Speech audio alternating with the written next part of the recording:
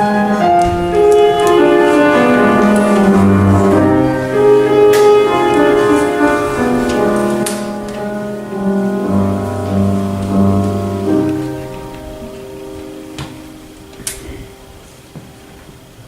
I was a little girl, my father raped me. Yes, my father raped me. Not once, not twice, but many, many times. His touch both aroused and at the same time terrified me. However, with the beginning of my menstruation cycle, I started getting temporary relief from rape. I remember when I started menstruating for the first time, my father and my sister had gone away on a basketball tournament. My mother, then pregnant, made little note of the occasion, other than to emphasize the time we could spend together over the weekend we had alone to ourselves. From the beginning, I associated menstruation with the absence of my father in my life and the presence of women. It happened when I was jumping on my bed, talking to my friend on the phone. I found myself completely aroused, feeling a wetness between my thighs, wanting to rub, touch, and caress myself. I told my friend, I felt something wet between my legs, as if I had peed, but it didn't exactly feel that way. She told me it must be my period and the story of how her sister got hers. I told her to hold the phone, and I fled to the bathroom, fear and anticipation arising inside of me.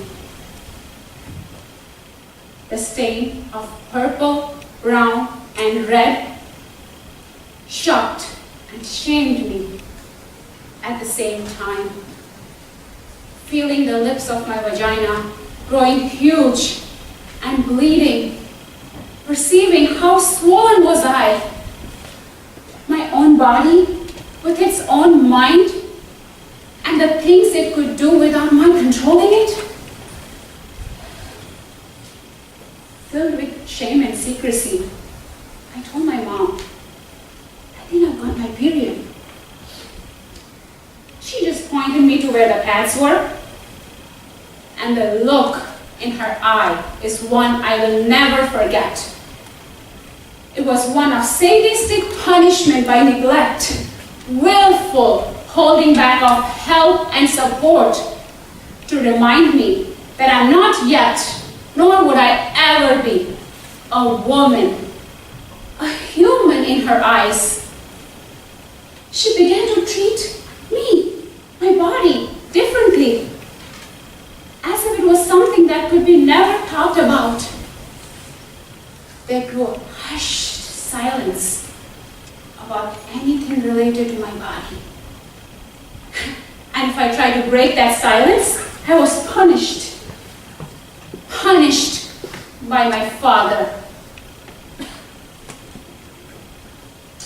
To my father, I would cease to exist. The beginning of every menstruation cycle would mark the end of rape, the end of sexual abuse and torture, and the end of my father's love for my body, which I initially took as my father's love for me. When I was 12, and that is when it all started, with the gentle hugging and cuddling and caressing, which I mistook as my father's love.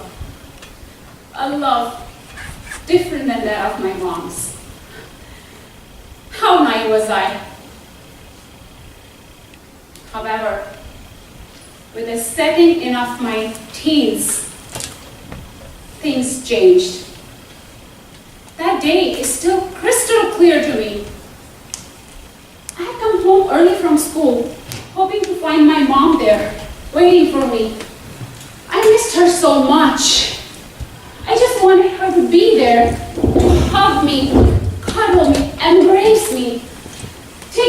of me.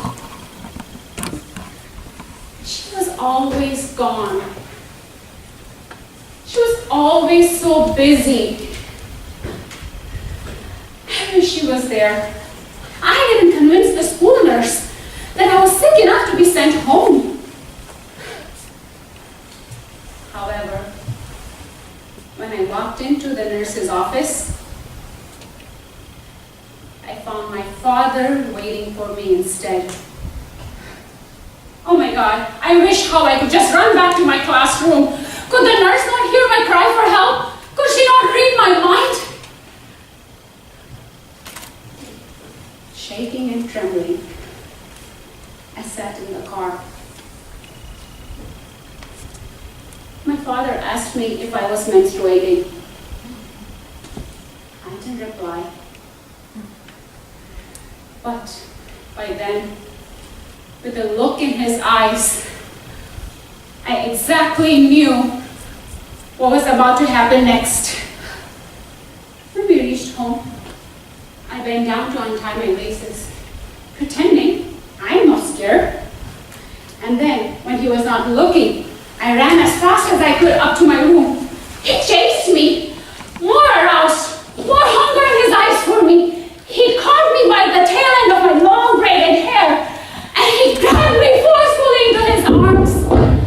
And then, the beating and the sucking and the fucking and the rape,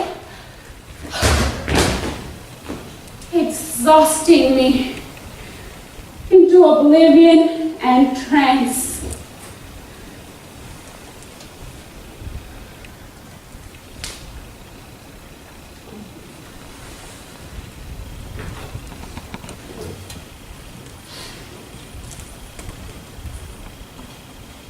Each time I menstruated, I celebrated giving thanks to God, remembering the absence of my father in my life, celebrating the end of rape, end of abuse, watching my body grow and my breasts fill up in shape.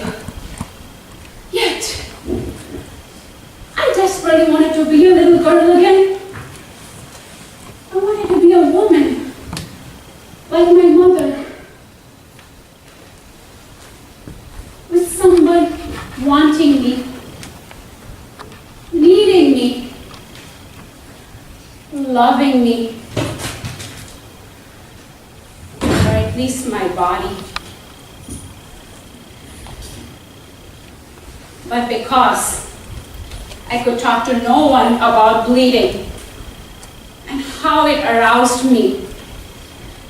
And because my father no longer wanted me during that time, I took this loneliness that surrounded me as punishment.